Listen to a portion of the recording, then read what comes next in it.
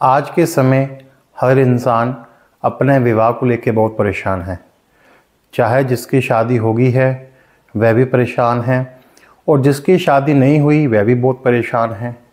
अब जिनकी नहीं हुई वह भी बहुत जोशों के पास चक्कर लगाते हैं कि हमारे शादी के योग कब खुलेंगे। कई बार देखने में आता है कि उम्र 33 वर्ष हो जाती है, 35 वर्ष हो जाती है, परंतु शादी नहीं होती है। अब जिनकी हो जाती है तो उनके भी चक्कर लगने शुरू हो जाते हैं, क्योंकि जिस दिन शादी होती है पहले दिन से ही घर में ड्रामे होने शुरू हो जाते हैं। जिस दिन शादी होती है उस दिन से ही ग्रह अपना खेल दिखाना शुरू कर देते हैं। मैंने ऐसे ऐसे लोगों को भी अपने जीवन में देखा है जो ज्योतिष में विश्वास नहीं करते थे, परंतु बेटे की शादी की, बेटी की शादी की, किस्मत ख़राब थी, आगे लड़का गलत मिल गया या लड़की गलत मिल गई, और जो दुख उस लड़का और लड़की को सहना पड़ा, उस परिवार को सहना पड़ा, उसके बाद वह परिवार भी ज्योतिष में अपना विश्वास करना शुरू करता है। देखो ये देखने में क्या आता है, इंसान ज्योतिष में कब विश्वास करता है? जब उसको लगता है कि यार मेरी तो कोई गलती नहीं थी, शायद मेरी किस्मत ही ख़राब थी। जब इंसान अपनी तरफ से करके थक जाता है ना, तब जाकर उसका ज्योतिष लाइन में विश्वास होना शुरू हो जाता है। आज के समय में आप देख लेना, जितने भी मैरिड कपल हैं जिनकी शादी हो चुकी है वह एक दूसरे से बहुत परेशान हैं। मैं यही नहीं कह रहा सभी परेशान हैं, फिर भी आप मान के चलिए 7 to 80% कोई ना कोई मेंटल डिस्टर्बेंस बनी ही रहती है।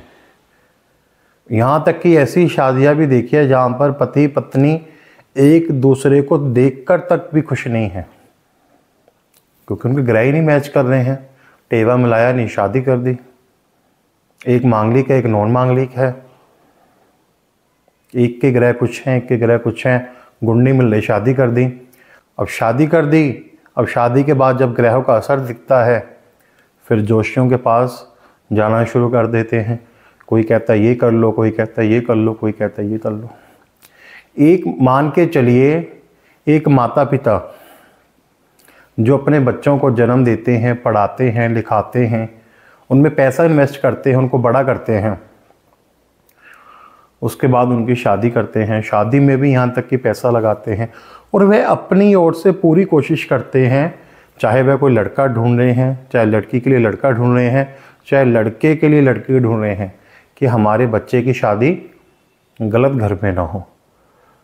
खूब पैसा लगाते हैं, खूब इंक्वायरी करवाते हैं, अच्छे अच्छे जोशियों के पास जाते हैं, परंतु जब किस्मत ने अपना खेल दिखाना होता है ना, अब मान के चलिए संसार में इतने व्यक्ति हैं, उस इंसान से क्यों आपकी शादी हुई? क्योंकि वहां पर आपकी शादी होनी लिखी थी। अब छोटे मोटे झगड़े तो हर परिवार में चलते हैं, परंतु वही छोटे मोटे झगड़े जब बढ़कर एक यहाँ तक कि आप मान के चलो डिवोर्स की नौबत आ जाती है। मैंने ऐसी ऐसी शादियां देखी हैं जो आप मान के चलो एक हफ्ता भी नहीं चलती हैं, एक महीना भी नहीं चलती हैं। क्या कारण होता है? क्या वह इसलिए शादी करते हैं, इसलिए पैसा इन्वेस्ट करते हैं ताकि शादी एक महीना भी ना चले? जी नहीं, ये ग्रह होते हैं, अपना रंग दिखाते हैं, और जब अपना रंग दिखाते हैं तो इंसान उनके इशारों पर नाचता है। इंसान को लगता है कि मैं बहुत होशियार हूँ, मैं जो कर रहा हूँ बिल्कुल सही कर रहा हूँ, परंतु वह एक बात को भूल जाता है, कोई है जो उसको कंट्रोल कर रहा है, उसकी सोच को कंट्रोल कर रहा है, जो उसके दिमागों में विचारों को डाल रहा है। कई बार ऐसी शादियां भी हमको देखने में मिलती हैं कि शादी हुई, उनका 1-2 साल बहुत ख़राब समय रहता है। अब कह के चलो कि एडजस्टमेंट में टाइम लग जाता है, साल के अंदर वो थोड़े समय के लिए अलगाव की स्थिति आ जाती है। 6 महीने, साल लड़का लड़की थोड़ी टाइम के लिए लग रहते हैं, केसेस शुरू हो जाते हैं, परंतु थोड़े ही समय बाद आपस में पैचअप हो जाता है, बच्चे हो जाते हैं, सब कुछ बढ़िया हो जाता है। तो ये क्या है? ये है ग्रहों का खेल। जिस भी इंसान की जन्म कुंडली में शुक्र ग्रह खराब होगा, 7वां घर पीड़ित होगा, ऐसे इंसान को विवाह को लेके कोई ना कोई उसकी टेंशनबाजी बनी रहेगी। यहाँ तो शादी होगी ही नहीं, अगर शादी हो जाएगी तो ऐसे परिवार में हो जाएगी, ऐसी लड़की के साथ हो जाएगी कि वह पूरी ज़िंदगी अपना सर पटक पटक के रोता है। और इसमें यह भी खेल नहीं है कि आप अमीर हो तो आपकी शादी बहुत अच्छी चलेगी, अगर आप गरीब हो तो आपकी शादी बहुत अच्छी चलेगी, चाहे आप लाखों रुपए कमा रहे हो तो आपकी शादी बहुत अच्छी चलेगी। कई बार पति पत्नी एक घर में तो रहना छोड़िए, कमरे में रहना तक पसंद नहीं करते हैं, क्योंकि उनके व्यू नहीं मैच करते, उनके थॉट्स नहीं मैच करते हैं। वो कहेगा ईस्ट, लड़की कहेगी वेस्ट। तो शादी कहाँ पर सक्सेस होती है? जहाँ पर आपसे सहमति से वो रिश्ता चलता है, सैक्रिफाइसेस से रिश्ता चलता है, विश्वास के साथ रिश्ता चलता है। परंतु जब दिमाग में विचार आने शुरू हो जाएं, गलत विचार आने शुरू हो जाए, तो वो शादी टिक नहीं पाती है। अगर सातवें घर में गुरु बैठा होगा तो आप देख लेना, किसी भी जन्म पत्री को उठा के देख लीजिए, अगर सातवें घर में गुरु बैठा है तो ऐसे जातक का पहला साल शादी में इतना का खराब निकलता है कि आप सोच नहीं सकते हैं। यहाँ तक कि डिवोर्स तक की नौबत आ जाती है, और हो सकता है थोड़े समय के लिए अलगाव की स्थिति भी बनती है, परंतु डिवोर्स तक की नौबत नहीं आती है। तो अलगाव की स्थिति आती कब है, डिवोर्स की स्थिति कब आती है? दो विवाह के योग कब बने होते हैं जन्म कुंडली में? जब जन्म कुंडली में शुक्र तीसरे घर में बैठ जाएं, चौथे घर में बैठ जाएं, पांचवें घर में, छवें घर में, आठवें घर में बैठ जाएं, तो आप मान के चलिए कहीं ना कहीं ऐसे जातक की मैरिड लाइफ खराब रहेगी। और यहाँ तक कि दो विवाह के भी योग होते हैं, यहाँ तो मंगल आठवें घर में बैठा हो या मंगल केतु की युति 12वें घर में हो या सूर्य शुक्र की युति हो, तो ऐसी स्थिति में मैरिड लाइफ बहुत खराब होकर चलती है। आजकल देखने में क्या आता है कि लोग क्या करते हैं, देखते हैं, रिश्ता देखने गए, लड़की पसंद आई, शादी कर दी। आप मान के चलिए वो बिना टेबा मिलाए शादी को आगे बढ़ा देते हैं, रिश्ता पक्का कर देते हैं।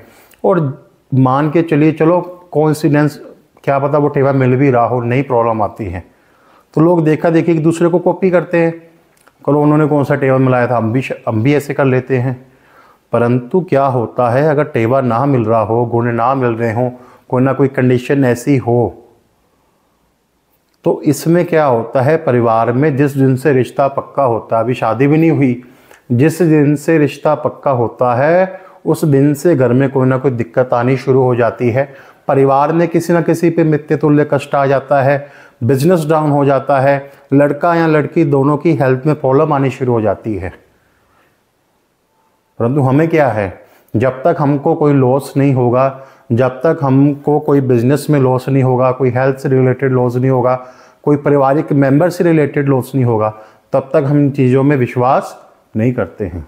मेरे पास बहुत से लोग आते हैं, टेवा मिलाया नहीं, शादी पक्की कर ली, शादी की डेट भी फिक्स हो गई है, और जब रिश्ता पक्का कर दिया उसके बाद प्रॉब्लम आती है तो कहते हैं जी इसका टेवा मिलाना है। अब आप बताइए कि आपने शादी की डेट फिक्स कर ली है, शादी के डब्बे इनविटेशन तक बढ़ चुके हैं, तो अब आप गुण मिला के क्या करोगे? अगर टेवा नहीं मिल रहा तो आप शादी नहीं करोगे। तो आप जब भी आप अपने बच्चों की शादी करें तो एक बार अवश्य बच्चों का जो टेवा है वो अवश्य मैच करवाएं, गुण चेक करवाएं, मांगलिक दोष चेक करवाएं, तो शायद आपको आगे जाके दिक्कतों का सामना ना करना पड़े। तो जब भी आप शादी करें तो आप जन्म कुंडली मैच करवा के शादी करें, और अगर इन ग्रहों की कोई युति बन रही है या शुक्र की प्लेसमेंट इन घरों में बन रही है तो उनसे रिलेटेड उपचार आप अवश्य कीजिए। अगर आपकी जन्म कुंडली में भी शुक्र तीसरे घर में, चौथे घर में, पाँचवें घर में, छवें घर में, आठवें घर में बैठा है, या मंगल आठवें घर में, या मंगल केतु की युति 12वें घर में है, या 7वें घर में राहु के साथ कोई ग्रह युति करके बैठा है, तो आप उसके उपचार अवश्य कीजिए ताकि आपको आगे जाके वैवाहिक जीवन में कोई दिक्कत ना आए। मैंने ऐसे बहुत से बच्चों को अपने जीवन में देखा है जिन्होंने अपने माता पिता की मैरिड लाइफ को बहुत डिस्टर्ब देखा है। उनके माता पिता की पूरी ज़िंदगी उनके सामने लड़ते हुए निकल जाती है और वो मेरे से खुद आके कहते हैं कि पंडित जी हम शादी नहीं करना चाहते, हमें पता है कि शादी करा के बंदे की लाइफ डिस्टर्ब हो जाती है, कोई ना कोई दिमाग में टेंशन पड़ी रहती है। तो इसलिए आप, अगर आपके जन्म कुंडली में ऐसे योग बन रहे हैं तो आप उपचार अवश्य कीजिए, उपाय भी कीजिए, ताकि आपको आगे जाके दिक्कत ना आए। अब मान के चलिए शुक्र किसी का छठे घर में बैठा है, अगर शुक्र 6वें घर में बैठा है, ऐसे जातक को हम साफ तौर पे कह देते हैं कि आपने नंगे पैर ना रहें। ये सबसे आसान व सरल उपाय है। तो इन उपायों को आप अवश्य कीजिए ताकि आपको फ़ायदा हो।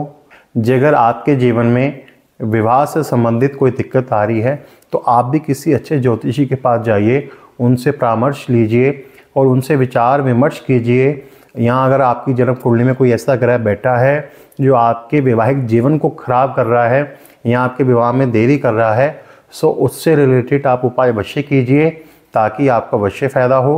अगर आपको ये वीडियो पसंद आया हो तो वीडियो को लाइक अवश्य कीजिए। आप मेरे चैनल गगन शर्मा व्लॉग्स को सब्सक्राइब अवश्य कीजिए। बहुत बहुत धन्यवाद। राधे राधे।